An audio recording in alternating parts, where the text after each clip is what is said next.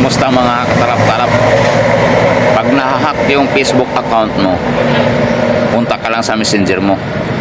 Doon mo i-recover. Ganito ang gagawin mo mga katalap-talap. Punta ka lang sa messenger mo.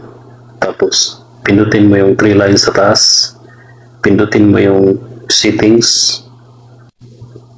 Kung updated na yung settings mo mga lods katulad nito, pindutin mo lang yung account center.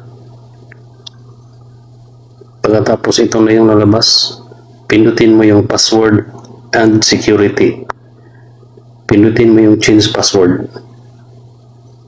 Pindutin mo yung account mo. Then dito, ilagay mo yung dati mong password. Pagkatapos, ilagay mo yung bagong password.